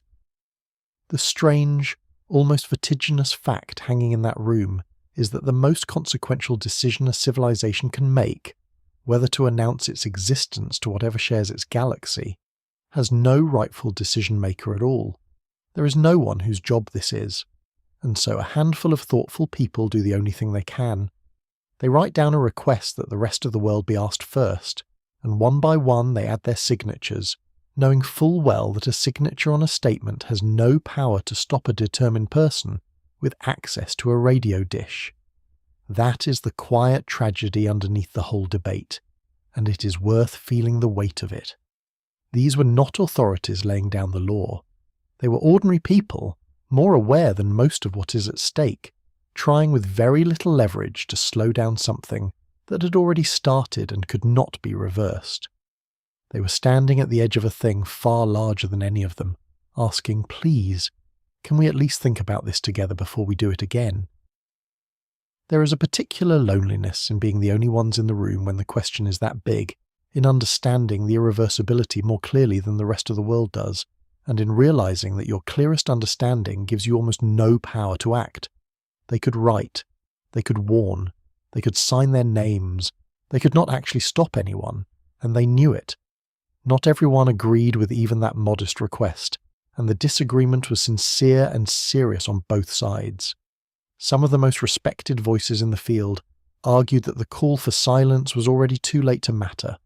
The barn door, they said, is open, has been open for decades, between our radar and our deliberate beacons, and the simple fact that a sufficiently advanced civilization could probably detect the oxygen in our atmosphere and guess that something lives here regardless of whether we transmit. To these thinkers, fretting about a new message is like worrying about whether to whisper after you have already been shouting for years. Worse, they argued, hiding is not even an option we realistically have, and a civilization advanced enough to threaten us would find us whether we sent a message or not, so we might as well reach out and try to make contact on our own terms. There were others who took the opposite view with equal force. One of the most famous scientists of the age warned plainly that we should be careful about advertising ourselves, pointing out that we need only look at our own history to see what tends to happen when a more powerful civilization encounters a less powerful one. He did not say it to frighten people for sport. He said it because he had looked at the one example of intelligence we actually possess, ourselves, and found the record sobering. The deeper problem underneath this whole disagreement is that there is no rule book and there is no referee. When scientists imagine the day we actually detect a signal from another civilization, they have at least sketched out careful protocols, agreements about verifying the discovery, about not replying hastily, about informing the world before anyone answers on its behalf. but there is no equivalent binding law governing whether and how we may transmit in the first place. No treaty requires a country, a company, or a wealthy individual to ask anyone's permission before pointing a powerful dish at a nearby star and switching it on. The capability is spreading, not shrinking. More nations and more private groups now possess transmitters strong enough to make a deliberate interstellar call, and so the cautious scientists found themselves in an almost impossible position, trying to encourage restraint over an act that anyone with the right equipment can perform alone, on their own authority, answering to no one. The thing they were asking the world to slow down and discuss is a thing that does not actually require the world's agreement to do. This is what makes the disagreement so genuinely hard, and why honest people land on opposite sides of it. One camp says the very idea of asking permission is naive and possibly harmful, that delay accomplishes nothing because we are already detectable, that a sufficiently advanced civilization could spot the oxygen our life pumps into our atmosphere and infer that something lives here whether we transmit or not, and that if contact is coming anyway, we are better off reaching out openly and shaping the encounter on our own terms rather than cowering. The other camp answers that there is a real and meaningful difference between being faintly, ambiguously detectable and deliberately broadcasting a clear, unmistakable beacon with our biology and our address attached, and that when the worst possible outcome is irreversible and total, even a small risk demands caution, demands that we at least talk it over as a species first. Neither side can prove the other wrong, because the experiment that would settle it is the one experiment we dare not run.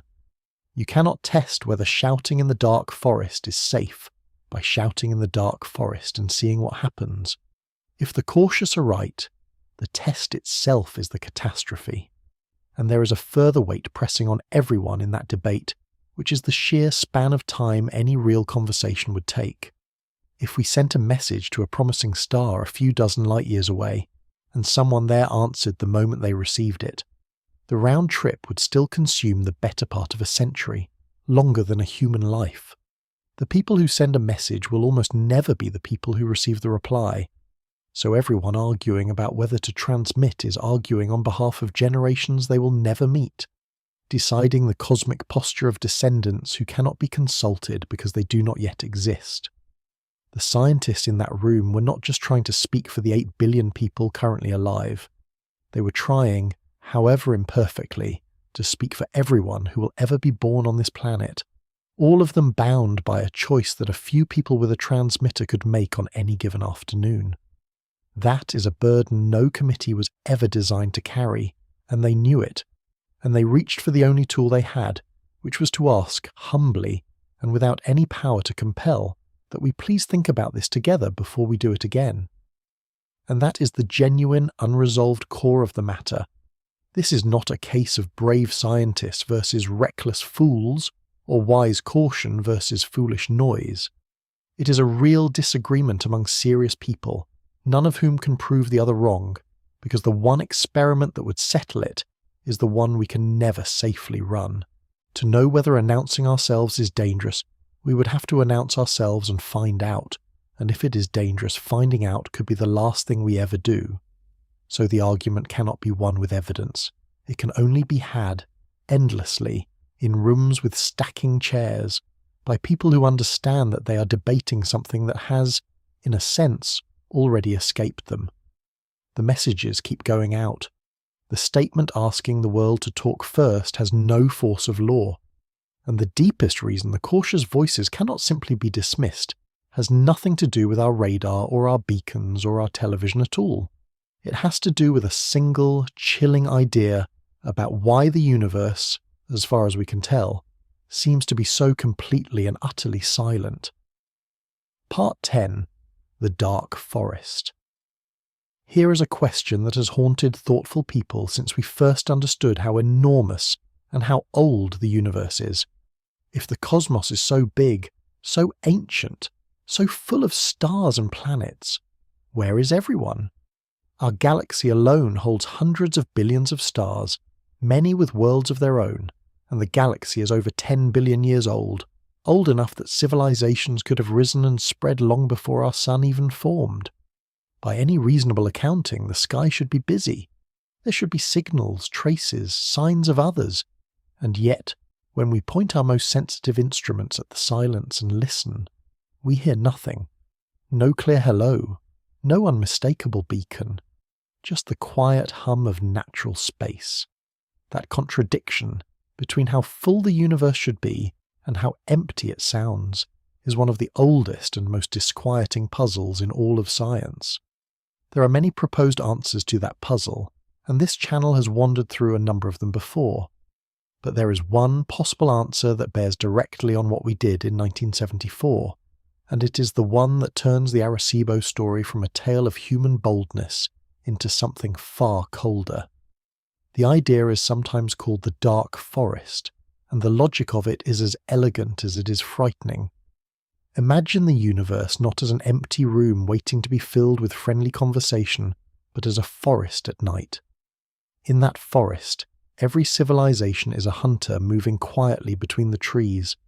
You do not know who else is out there. You cannot know whether the others are gentle or hostile, whether they would greet you or destroy you. And critically, you cannot afford to find out the hard way, because if you guess wrong about a stranger who turns out to be dangerous, you do not get a second chance. In that situation, the logic argues, the safest possible strategy for any civilization is silence. Reveal nothing, make no sound. Because the one thing more dangerous than not knowing where the others are is letting the others know where you are. The argument builds on a chain of cold reasoning. You cannot easily tell across the gulf of light years whether another civilization means you harm. You cannot be sure they will still be harmless by the time any message crosses between you, given how much can change over the centuries such a conversation would take. And the cost of being wrong is not a bruise but extinction. Under those conditions, the reasoning goes, suspicion is not paranoia, it is arithmetic. A careful civilization, one that has survived long enough to think clearly, learns to assume that announcing itself is the single most dangerous thing it could ever do, and so it stays quiet. It listens, perhaps, but it does not speak. If that grim picture is even partly right, then the silence we hear when we point our antennas at the stars is not the silence of an empty universe. It is the silence of a full one, a universe in which everyone who has lasted has learned to keep still, a forest crowded with hunters all holding their breath, each one listening for the fatal mistake of a newcomer who does not yet understand the rules.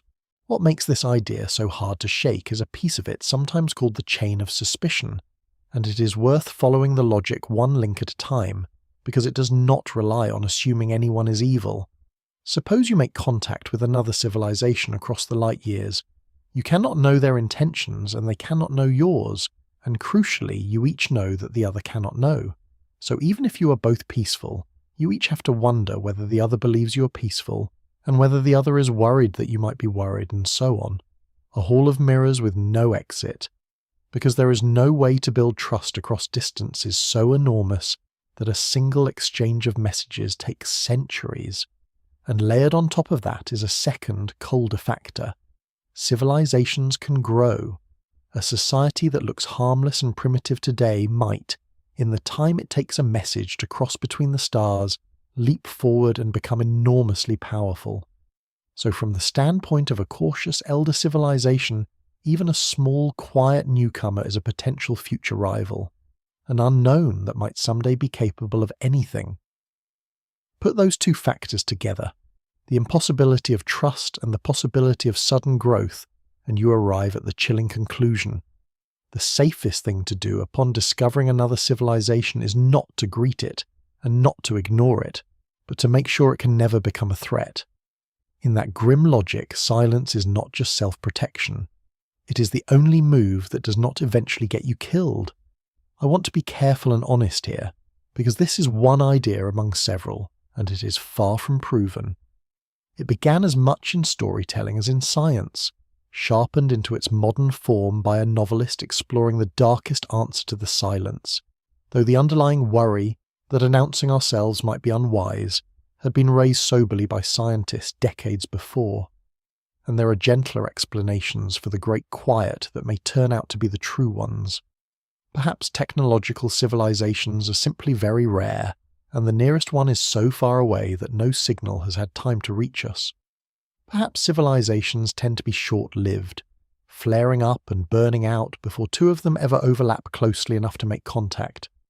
Perhaps the others are out there and talking, but in ways we're not yet equipped to recognize, using methods or frequencies we have not thought to monitor, so that we're like someone straining to hear a conversation being held in a register their ears cannot detect. The dark forest is not the only answer to the silence, and it may well be wrong. Intellectual honesty demands that we hold it as a possibility, not a verdict. But here is why it cannot simply be waved away, and why it sits so heavily on the question of what we did in 1974. Every one of the gentler explanations is a story about why the universe might be empty or unreachable. The dark forest is the one explanation that says the universe might be full and silent on purpose, and that the silence itself is the strategy of the survivors. We cannot currently tell which of these is true. We do not have the evidence to rule the dark forest in, and we do not have the evidence to rule it out. And when you are facing a possibility whose downside is the destruction of everything you have ever loved, the fact that it is only a possibility is not actually very comforting. A small chance of an unrecoverable catastrophe is exactly the kind of risk that careful people take seriously, precisely because you do not get to learn from it afterward. There is no afterward, and there is one more thing that sets this answer apart from all the others, the thing that makes it land so personally. Most of the proposed solutions to the Great Silence are about circumstances we cannot change. If civilizations are simply rare, that is a fact about the universe, and nothing we do alters it. If they burn out quickly, that is a tragedy of cosmic timing beyond our reach. If they are talking in ways we cannot yet hear, the fix is better instruments, not better behavior. Every one of those explanations leaves us as spectators, studying a silence we had no part in making. The dark forest is the only one that puts us in the story as actors rather than observers. It is the only answer in which our own choices right now are a variable that matters. Because if silence really is the strategy of the survivors, then transmitting is not just a question of what is out there. It is a question of what we are doing tonight, with our own dishes and our own decisions.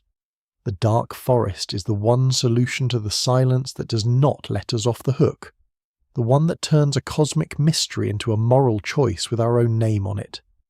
That is why, of all the answers, it is the one that should make us look not outward at the stars, but inward at ourselves, and ask what kind of species keeps shouting in a forest it does not understand. Now hold the Arecibo message up against that idea, and feel how the meaning of 1974 changes. In the bright, hopeful version of the story, our broadcast was an act of courage and openness, a young species waving cheerfully at the cosmos. But in the dark forest version, we did not wave, we struck a match. We stood up in the middle of the unlit forest, the one place where every instinct of every survivor says stay down and stay quiet, and we lit ourselves up as brightly as we could, and we called out our name, our biology, and our exact location to anything that might be listening in the dark. If the cautious civilizations are silent because silence is how you survive, then our eager, repeated, casual shouting is not bravery at all. It is the behavior of a species that has not yet learned the one lesson the forest teaches.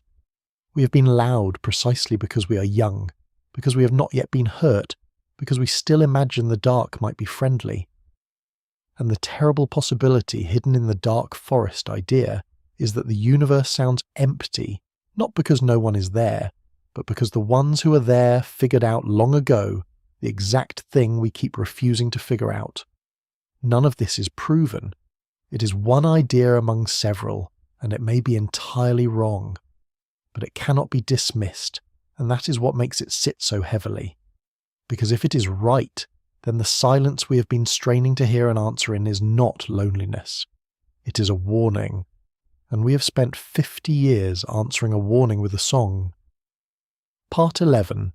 The Loud Ones in a Quiet Room. Let me ask you to imagine something, and to sit inside the image for a moment rather than rushing past it. Picture a room.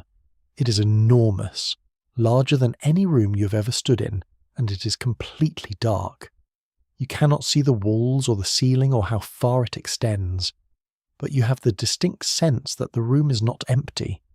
You feel, in the way you sometimes feel in a darkened house, that there are others in here with you, many others, and every one of them is holding perfectly still and saying nothing. The silence is total, and it is not the silence of absence.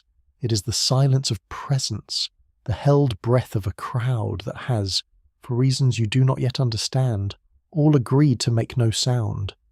And then, into that enormous and deliberate quiet, one voice rings out, clear, loud, unafraid. It is calling out a name. It is calling out an address. It is you. You are the one talking. You're standing in the middle of a dark room full of silent strangers, announcing exactly who you are and exactly where you stand, and you cannot understand why everyone else is being so quiet. You only know that you are the single sound in the room, and that whatever made all the others choose silence, you have not yet learned it. That is, as closely as I can paint it, our actual situation. For more than 60 years, since the very first careful searches began around 1960, we have been listening to the universe with growing sensitivity, sweeping the sky, scanning the frequencies, straining for any sign that we are not alone. And in all that time we've heard nothing that we can confirm, no clear signal, no undeniable hello. The cosmos, to our best instruments, is quiet. Now, 60 years is not very long. The galaxy is 100,000 light-years across and more than 10 billion years old, and we've been seriously listening for less than a single human lifetime, with limited coverage, on limited frequencies. Our silence so far may mean nothing at all. Absence of a reply is not proof that no one is there, but here is the part that should stop you cold. Whatever the silence means, it is the exact same silence we ourselves would produce if we were being careful. If the smart move in a dangerous universe is to listen and never transmit, then a wise civilization would look, from the outside, precisely as quiet as the universe looks to us. The hush we keep hearing is indistinguishable from the hush of a room full of survivors who have all learned to keep still. It is worth being precise about how little we have actually looked, because the silence we keep citing rests on a search so small it barely qualifies as a beginning. To detect another civilization's signal, you would have to be pointed at the right star, at the right time, listening on the right frequency, with enough sensitivity to catch it, all at once. Now consider how enormous each of those dimensions is. There are hundreds of billions of stars to choose from. There is an immense range of frequencies a signal could use, far too many to monitor all at the same time. There is the question of timing, because a signal that swept past us 1,000 years ago, or that will arrive 1,000 years from now, would be missed entirely by anyone listening only today. When scientists have tried to add all of this up, to estimate what fraction of the total possible search we have actually completed in our 60 years of looking, the answers are humbling almost to the point of absurdity. By some reckonings, the total amount of the sky and the spectrum and the span of time we have genuinely examined is comparable to scooping a single glass of water out of all the oceans of Earth, examining it, finding no fish, and concluding that the seas are empty. We have barely dipped the cup, so the silence, held up honestly, tells us very little. It is entirely possible that the galaxy is humming with conversation, and we have simply not yet pointed our instruments at the right place on the right night. Absence of detection, after a search this thin, is almost meaningless as evidence of true absence, and that should make us cautious about drawing any grand conclusion from the quiet, in either direction. We cannot say the universe is empty. We cannot say it is full. We can only say that we have looked at a glass of water and seen no fish, which is to say we have barely begun. But notice what that humility does to our own behaviour, because here is where the asymmetry turns truly strange. We are perfectly willing to admit that our listening has been almost nothing, a glass dipped from an ocean, far too little to justify any confident claim about whether others are out there. And yet, in that very same condition of near total ignorance, we have felt free to transmit, to announce ourselves, to broadcast our biology and our address into a dark we admit we have scarcely examined. We extend ourselves enormous patience and humility when it comes to what we have failed to hear, and almost none when it comes to what we have chosen to say. We treat our own silence as a small and forgivable sample, while treating our own noise as harmless and obvious. A more careful species might have insisted on finishing the listening before beginning the shouting, on understanding the room before calling out our name in it. We did the opposite. We barely listened, learned almost nothing, and spoke anyway. And what have we done, surrounded by that hush? We have been the voice in the dark room. We took the most powerful transmitter we had ever built, and we made our small planet briefly outshine our own star, the brightest note in the sky, and we pointed it outward and sang. Not once, but again and again, in messages serious and frivolous, while every other corner of the cosmos kept its silence. There is a terrible asymmetry in that. The same species that listens to the quiet and wonders why it is so empty is the species that keeps breaking the quiet without a second thought. We treat the silence of others as a mystery to be solved while treating our own noise as harmless and natural. But step outside ourselves for one moment and the picture inverts. From the perspective of the dark room, we are not the puzzled observers of a silent universe. We are the anomaly. We are the ones doing the strange and conspicuous thing. Everyone else, if there is an everyone else, is following what may be the only sane rule of the forest, and we are the loud ones who never got the message, calling our address into a dark we do not understand. It is worth dwelling on just how lopsided this exchange of information has been, because it sharpens the whole unease into a single point. Across all our deliberate messages and all our leaking radar, we have given away an enormous amount about ourselves. We have broadcast our chemistry, our genetics, the count of our population, the location of our planet, and the constant evidence of our technology and our fears. We have, in a real sense, handed out a detailed dossier on the human species to anyone in range with the patience to assemble it, and in return, after 60 years of the most sensitive listening we are capable of, we have received nothing we can confirm, not one verified word back.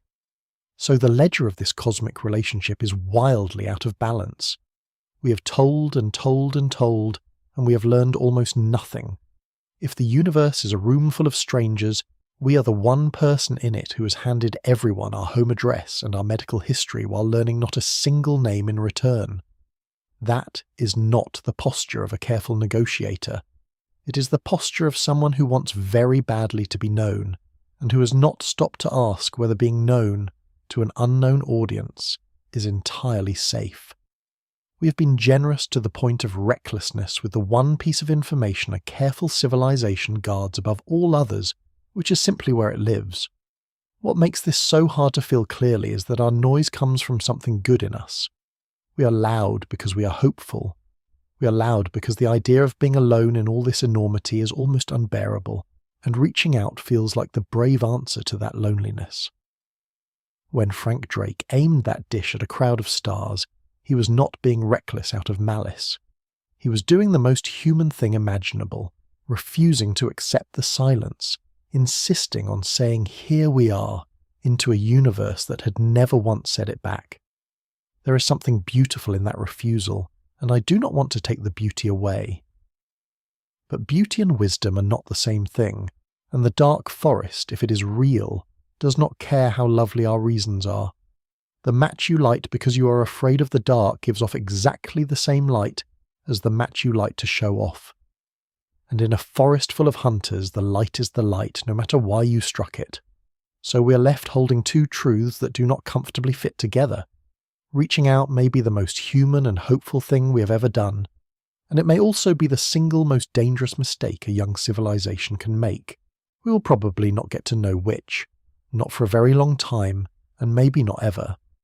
But there is one thing we do know, one fact that does not depend on whether the forest is friendly or deadly, and it is the fact we started with. Whatever we have said, we have already said it, and it is still out there, travelling, right now, beyond our reach. Part 12. Already Gone. Tonight, while you're listening to this, a thin shell of our own self-portrait is sweeping silently through the galaxy. It does not know it is carrying anything. It does not know it is us. It is only a pattern of radio energy, faithful and patient, expanding outward at the speed of light, a sphere now more than 50 light-years across and growing by another light-year with every year that passes. It has already crossed the spaces around hundreds upon hundreds of stars. It is at this very moment, passing suns we have given names to and suns we have not, carrying with it the atomic recipe of our bodies, the twist of our genetic code, the count of our population on a single afternoon in 1974, and a small, careful flag planted on the third planet from our star. The message is already gone. It has been gone our whole lives, and it is never, ever coming back. Try, for a moment, to picture where it actually is tonight. Within about 50 light-years of our sun, there are a couple of thousand stars, ordinary suns and small red dwarfs, and a few brighter beacons you could pick out from your own backyard if you knew where to look. The wavefront of our self-portrait has, by now, washed silently over a great many of them. It has passed close stars that astronomers have studied for signs of planets, stars that might, for all we know, hold worlds with oceans and weather and skies of their own. It did not stop at any of them. It does not knock. It simply sweeps onward, a faint and faithful pulse, carrying the same 3 minutes of 1974 it has always carried, indifferent to what it crosses. For everyone listening to this, that signal is older than you are if you're younger than the broadcast, and exactly your age if you arrived alongside it, and either way it has been travelling your entire life without a single instant of pause. It will keep going long after this night, long after all of us, fading by infinitesimal degrees but never truly stopping, a small persistent rumour of humanity loose among the stars. There is something almost unbearably patient about it, and patience is the right word for the whole cosmos in a way. The universe does not hurry and it does not forget. The light from distant galaxies takes billions of years to reach us, and arrives carrying images of a past so old it predates the Earth. Our own little message is a tiny contribution to that enormous slow traffic of light, one more signal added to a sky already crisscrossed by the ancient messages of stars. The difference is that this one is ours, and this one has an address on it, and this one we made on purpose. Of all the light moving through the galaxy tonight, a thin sliver of it is a portrait of us, and it is out there in the quiet whether we think about it or not, whether anyone ever sees it or not, doing the one thing we asked it to do, which was simply to go and to keep going and never to come back. There is no undo for this. That is the fact that outlasts every argument. The optimist may be right, that speaking was an act of courage, and the universe is friendlier than we fear. The cautious may be right, that we lit a match in a dark forest and simply have not yet learned what that costs. The fatalist may be right, that between our radar and our beacons the choice was already made and our debates were always beside the point. We do not know which of them is right, and we may never know, because the only thing that could tell us, an answer, a reply, a voice coming back across the dark, is the very thing we may have made it unwise to wish for. We are in the strange position of having shouted a question into a room and now being unable to decide whether we hope someone answers.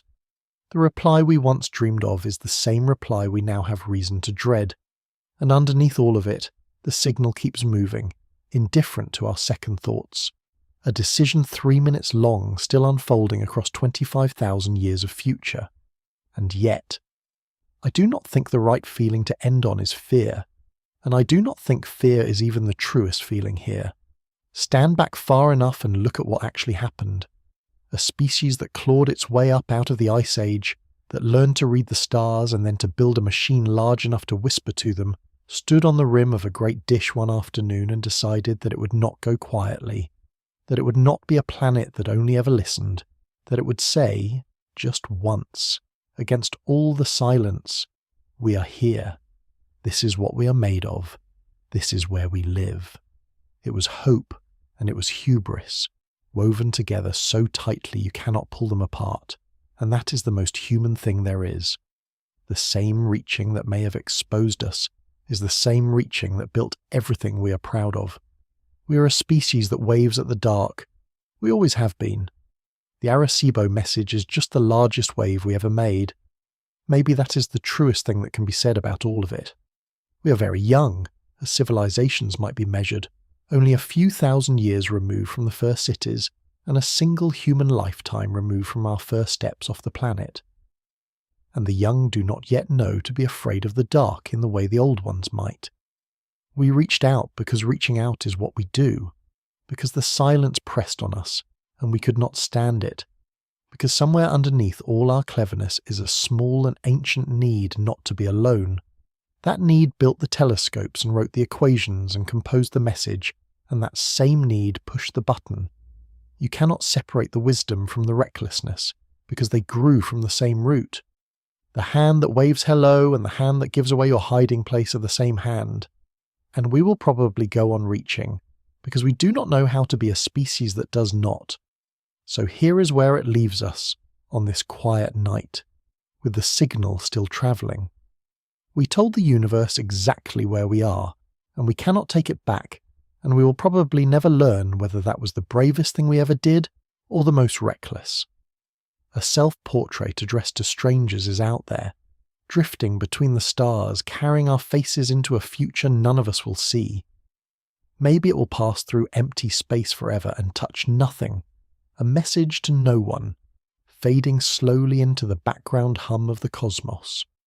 Maybe, someday, against impossible odds, it will wash over a world where something is listening, and that something will sit with our crude little picture of a stick figure and a lifted third planet, and will know for certain that once, on a small blue world, a young and frightened and hopeful species refused to stay silent. We will not be there to see which it is. We lit the match a long time ago.